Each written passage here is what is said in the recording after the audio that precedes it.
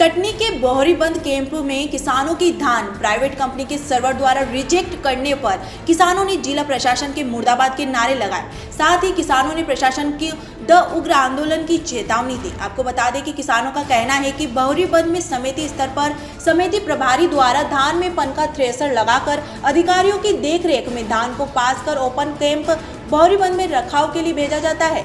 Camp में private company के server द्वारा 17 ट्रक किसानों की धान रिजेक्ट होने के कारण किसानों में आक्रोश देखा गया।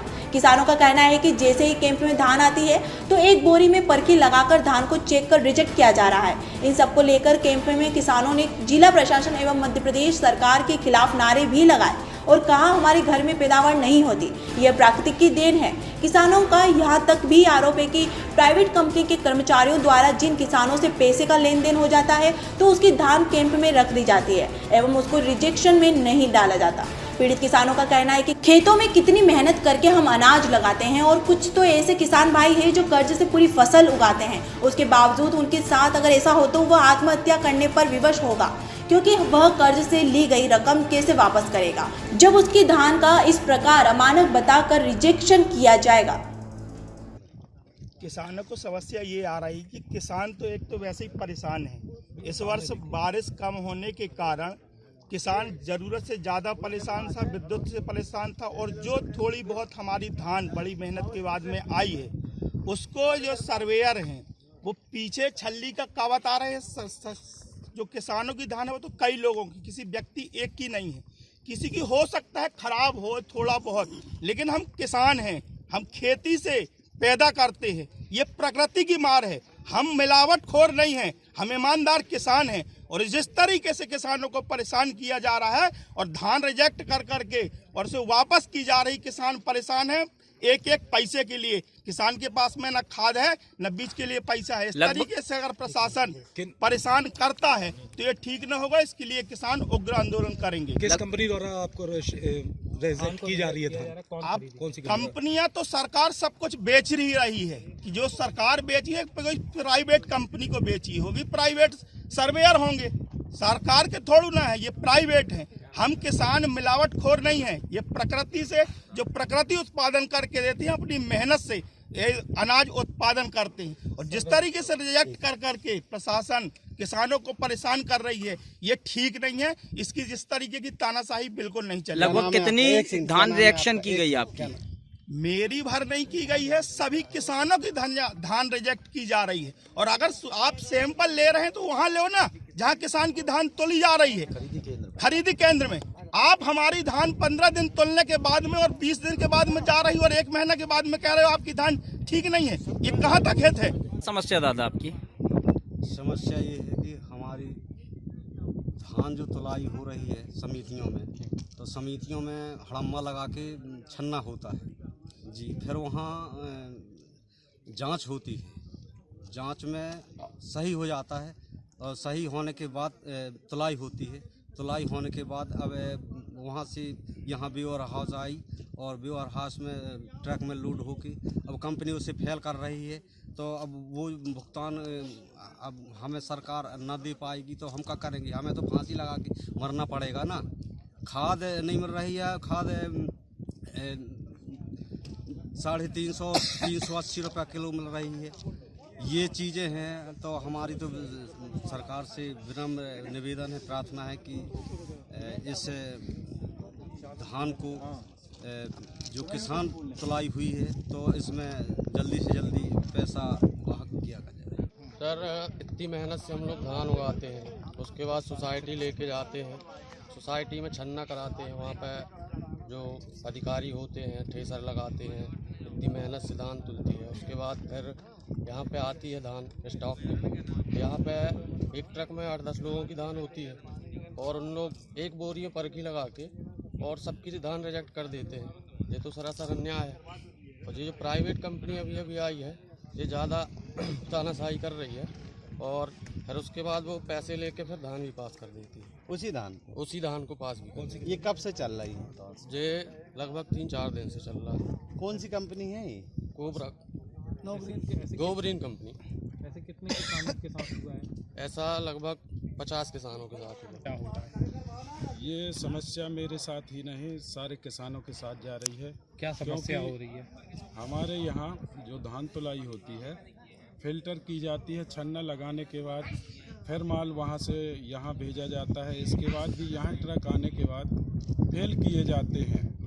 अगर सरकार इस तरह से तानाशाह रवैया अपनाती है या ये प्राइवेट कंपनियां अपनाती हैं तो हम इसके लिए उग्र आंदोलन के लिए बाध्य होंगे और यहाँ हम कल से धरने पे बैठ जाएंगे। ऐसी कितनी गाड़ी रिजेक्ट की है? अभी तक 17 गाड़ी रिजेक्ट हुई हैं और इसमें कुछ पता चला है कि अभी पैसे लेकर के कुछ अंदर की गई। अच्छा, मतलब पैसा भी ले रही है सर्वेयर? आपकी जो रिजेक्ट कौन लोग पैसा ले रहे हैं? यहाँ अभी मान लो बता रहे हैं कि ऐसा ऐसा हुआ है, अभी क्लियर जानकारी नहीं है इसकी।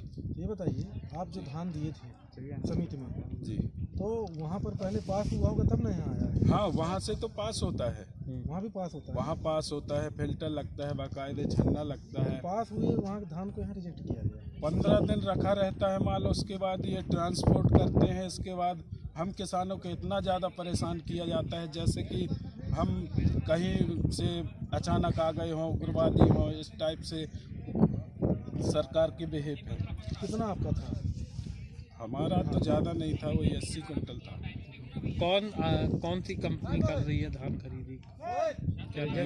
रिजेक्ट कौन कर रहा है? ये अभी पता चला है कि कंपनी आई है, ये हमको पता नहीं है कि क्या नाम है कंपनी। किस चीज़ का कमीशन पता चले सर? लोग आरोप लगाए हैं यहाँ पर। नहीं तो ओवरलोड के देखिए उपार्जन का काम चल रहा है, उपार्जन में ओवरलोड ठेकेदार के द्वारा लाया जा रहा है। वो उनको शासन के द्वारा बोला गया है, ओवरलोड भी माल समितियों से आता है, वो आ रहा है। यहाँ से बोला गया भाई ठेकेदार ला रहे हैं ना, अगर हम उनकी गाड़ी को रोकेंगे तो फिर ऊपर से आदेश हमको बोला ही जाएगा उतारने के लिए। अभी रैक लगा यहाँ से, FCI का पूरा गेहूँ गया, अंडर लोड गया। आप हमारे रजिस्टर चेक कर सकते हैं। मैं तो CH में हूँ। कितनी पेमेंट है आपकी? हम दैनिक वेतन कर्मी में। कितनी पेमेंट है? 8-8.5 हज़ार रुपये। आप कहाँ से कटनी चाहते हैं? जी, तो कार है, मिली हुई है, दोस्तों की है। कैसे मेंटेन करते हैं आने जाने में? मेंटेन और हमारी दुकान भी है, रजिस्ट्रेशन तो मेरे नाम का है। तुम्हारा फर्स्ट ओनर है तुम्हारा? जी, मेरे पास थी, बदली हुई, दूसरी लिया फिर उसको। मेरी दुकान क्या सैलरी है? 8.5 हज़ार रुपये। तो उसके बाद कार मेंटेन करके यहाँ तक आते हैं। पैसा आपको? सर जी, दुकान मेरी पापा जी अलग काम करते हैं, घर में भी काम होता है, ये नौकरी में थोड़ी ना चलता है। नहीं तो उतना तो पेट्रोल जला देते होंगे आप, फिर काम आप मतलब आप ऐसे ही कर रहे हैं। तो ठेकेदार के द्वारा है, डीजल पेट्रोल उनके द्वारा मुहैया कराया जाता है। ठंडी ज़्यादा है, रात को 11 बजे यहाँ से लौटते हैं। लेबरों द्वारा भी कोई कमीशन बैठाएंगे? आपके ऊपर आरोप लगते हैं? नहीं, कोई लेबरों के द्वारा कमीशन नहीं है, कोई उसमें नहीं है। जो ठेकेदार के द्वारा पल्लेदारी जाती है, हम तो उसमें ये जो कार वगैरह का जो खर्चा होता है आने जाने के शासन को देते हैं आप जानकारी? नहीं देते? आप इस स्तर पे बहते हैं, उनके हमको पेट्रोल का भी मोटरसाइकिल का मिलता है तो उसमें सब एडजस्टमेंट करते हैं। ये जो ओपन वेयर हाउस का जो मामला है वो अभी संज्ञान में आया है कि वहाँ पर जो धान है वो बड़ी मात्रा में रिजेक्ट की जा रही है। इसके संबंध में वो जो प्राइवेट कंपनी है जिससे एग्रीमेंट हुआ है ओपन कैप का, वो ग्रीन कंपनी, उनसे जांच प्रतिवेदन लिया जाएगा कि ये किस आधार पर इतनी बड़ी मात्रा में धान रिजेक्ट कर रहे हैं। और रिपोर्ट के बाद जो भी संबंधित जो भी इसमें न्यूसेंस क्रिएट किया है जिन्होंने या जिन्होंने जो इसमें मिलेंगे कि हाँ इन्होंने गलत तरीके से धान क्लियर करके फिर ओपन कैप में पहुंचाया है, उनके विरुद्ध कार्रवाई होगी। मैडम, जैसे खरीदी केंद्रों में भी सैंपल लिए जाते हैं, बावजूद उसके यहाँ से रिजेक्ट होना? खरीदी केंद्र में जो खरीदी प्रभारी हैं वही सर्वेयर्स हैं, तो इसकी भी जांच की जाएगी कि किस किस केंद्र से ये जो धान है वो आई है क्लियर होकर ओपन कैप में, फिर यहाँ पर रिजेक्शन हो रहा है। उस संबंधित खरीदी केंद्र प्रभारी के विरुद्ध भी फिर नियमानुसार कार्रवाई की जाएगी। किसानों की माने तो जो ट्रक के लास्ट वाली बोरी का सैंपल लिया जाता है, उस आधार पे पूरा ट्रक रिजेक्ट होता है, क्योंकि उस ट्रक में कई किसानों के माने तो उस आधार पे क्या होना चाहिए? क्या पूरा ट्रक मतलब एक बोरी के सैंपल के आधार पे?